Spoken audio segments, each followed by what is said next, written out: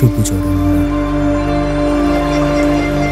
পাখির ডানা মেলা শব্দ, নীল আকাশ, দূষণহীন সমুদ্র।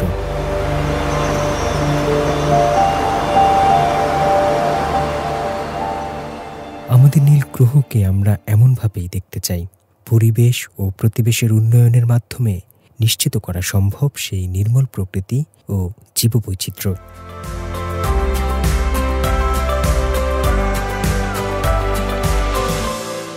প্রিয় শ্রোতা, মানুষ ও প্রকৃতি অনুষ্ঠান থেকে স্বাগত জানাচ্ছি আমি হোসনে মোবারক সৌরভ। বিশাল দেশ চীনের রয়েছে সমৃদ্ধ জীববৈচিত্র্য।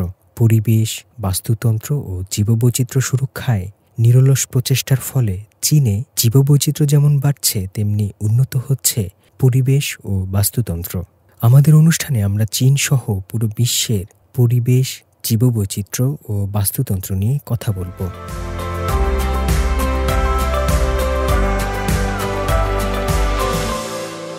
উত্তর পূর্ব চীনের হেইলংজিয়াং প্রদেশের নলিনী নদী সংরক্ষণ এলাকায় স্থানীয় প্রশাসনের উদ্যোগে ব্যাপক পরিবর্তন এসেছে। অবৈধ বাঁধ ভাঙা, নদী খনন এবং বন্যপ্রাণী রক্ষায় নানা উদ্যোগ গ্রহণ করার ফলে এখানকার নদী ও পরিবেশ আবারও প্রাণবন্ত হয়ে উঠেছে। বিস্তারিত গল্পটি চলুন শুনে আসি।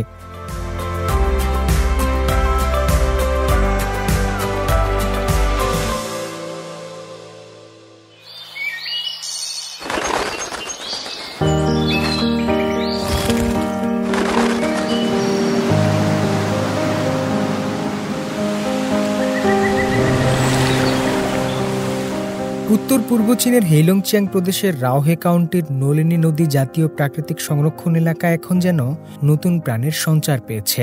একসময় যে ভূমি ছিল নিষ্প্রাণ, আজ সেখানে স্বচ্ছ জল, ঘন সবুজ আর পাখির কলতানে মুখরিত এক নতুন জীবন।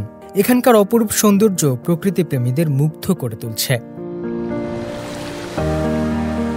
প্রকৃতির এই পরিবর্তন একদিনে আসেনি। গেল কয়েক বছর ধরে স্থানীয় প্রশাসন এই এলাকাকে তার আগের রূপে ফিরিয়ে আনতে নিরলসভাবে কাজ করেছে। ভেঙে ফেলা হয়েছে অবৈধ বাঁধ, নদীর নাব্যতা বাড়াতে করা হয়েছে খনন এবং কৃষি জমিগুলোকে পুনরায় তাদের আসল রূপে ফিরিয়ে আনা হয়েছে। এর পাশাপাশি বন্যপ্রাণী ও জীববৈচিত্র্য রক্ষায় অবৈধ শিকার বন্ধ করতে টহলদারিও বাড়ানো হয়েছে। এই সব প্রচেষ্টার ফলে ধীরে ধীরে সাফল্য আসতে শুরু করে। সংরক্ষিত এই অঞ্চলে জীববৈচিত্র্য বেড়েছে চোখে পড়ার মতো। বর্তমানে এখানে 250টিরও বেশি প্রজাতির পাখির আবাস রয়েছে। এর ফলে নলিনী নদী পরিযায়ী পাখিদের জন্য একটি গুরুত্বপূর্ণ আশ্রয়স্থল ও বিশ্রাম কেন্দ্রে পরিণত হয়েছে। এটি কেবল পরিবেশের ভারসাম্যই রক্ষা করছে না, বরং প্রকৃতির অপার সৌন্দর্য উপভোগ করার জন্য পর্যটকদের কাছেও এক জনপ্রিয় গন্তব্য হয়ে উঠেছে।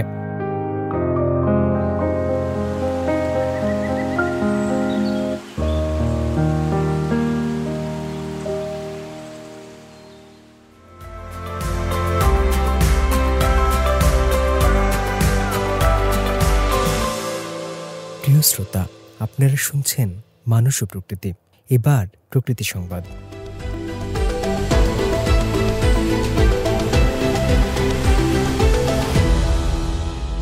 অ্যালগোরিদম ও ক্লাউড ভিত্তিক প্রযুক্তি ব্যবহার করে চারা উৎপাদনে এক যুগান্তকারী পরিবর্তন এসেছে চীনের রাওয়াং কাউন্টিতে। স্বয়ংক্রিয় নিয়ন্ত্রণের মাধ্যমে বছর ধরে মানসম্মত চারা উৎপাদন বৃদ্ধি এবং শ্রমিকদের আয় বাড়ানো সম্ভব হয়েছে। পার্ক থেকে প্রতি বছর কোটি কোটি চারা উৎপাদিত হচ্ছে এবং তা খুব দ্রুত বাজারেও পৌঁছে যাচ্ছে। বিস্তারিত চলুন শুনে আসি।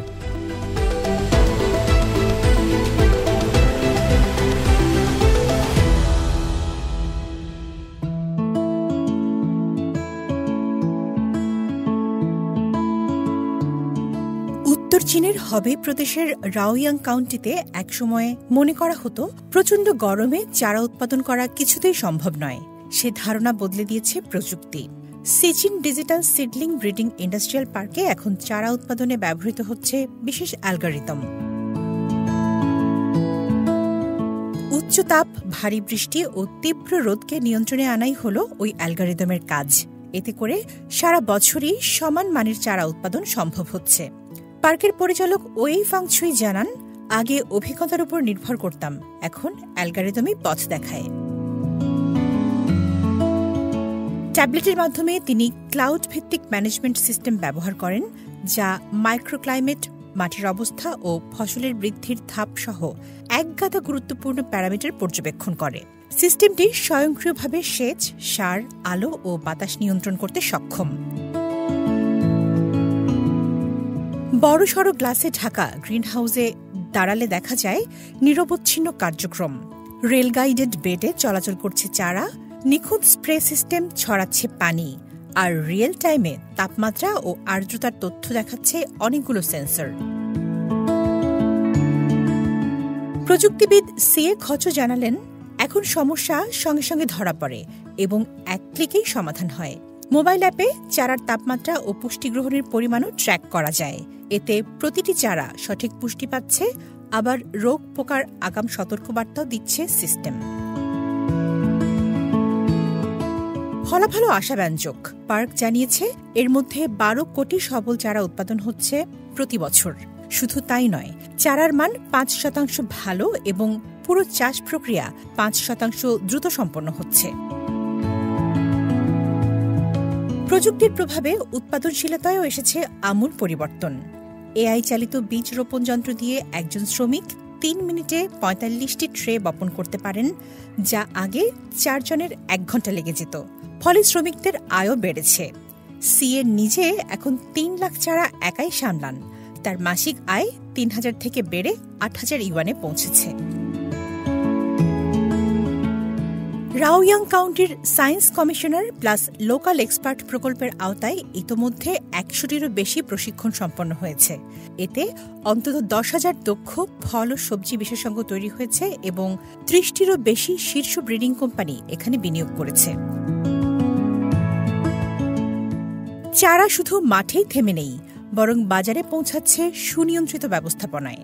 স্বয়ংক্রিয় প্যাকেজিং লাইনে প্রতি সেকেন্ডে 3টি চারা বাক্সে ভরছে, প্রতিটিতে লাগানো হচ্ছে কিউআর কোড।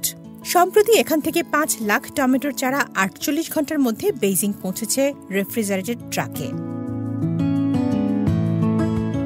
ফেব্রুয়ারি থেকে এই পার্ক এখন পর্যন্ত 40 লাখের বেশি প্রিমিয়ার চারা সরবরাহ করেছে নিংশিয়া, হবেই ও হনান প্রদেশে। এখন রাওয়াংয়ের 28,667 হেক্টর জমিতে ফল ও সবজি উৎপাদন হচ্ছে, যার মধ্যে 22,667 হেক্টর গ্রিন হাউসে। বছরে 24 লাখ টন উৎপাদন হয়। প্রতিদিন বেইজিং ও থিয়ানজিনে পাঠানো হয় 2,000 টন।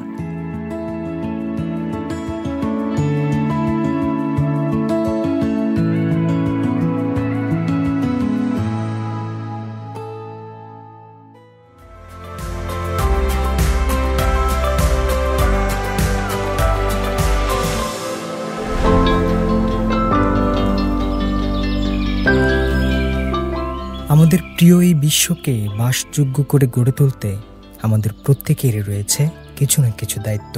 আসুন জীববৈচিত্র্য রক্ষায় আমরা সবাই একসাথে এগিয়ে আসি। এখন শরৎকাল, নীল আকাশে ভেসে বেড়ায় সাদা মেঘের ভেলা, চারদিকে মৃদুমন্দ হাওয়া আর কাশফুলের দোল। প্রকৃতিতে ছড়িয়ে থাকে শান্ত ও স্নিগ্ধ এক আবহ। এই সময় প্রকৃতি নতুন রূপে সেজে ওঠে আর আমাদেরও মনে করিয়ে দেয় সবুজের গুরুত্ব। শরৎকালেও আমরা চাইলে আমাদের চারপাশে ফলজ, বনজ ও ঔষধি গাছের চারা রোপণ করতে পারি এবং পরিবেশকে আরও সুন্দর করে তুলতে পারি। পাশাপাশি আশেপাশে পানি নিষ্কাশন ঠিক রাখা ও মশার বংশবিস্তারে বাধা দেওয়ার বিষয়টিও মাথায় রাখতে হবে। আমাদের এই ছোট ছোট উদ্যোগগুলোই হতে পারে একটি টেকসই ভবিষ্যতের ভিত্তি। আজকের মতো এই আহ্বান জানিয়ে বিদায় নিচ্ছি আমি হোসনে মোবারক সৌরভ। আগামী সপ্তাহে আবারও কথা হবে। সে পর্যন্ত ভালো থাকুন, সুস্থ থাকুন। চাই চিয়েন।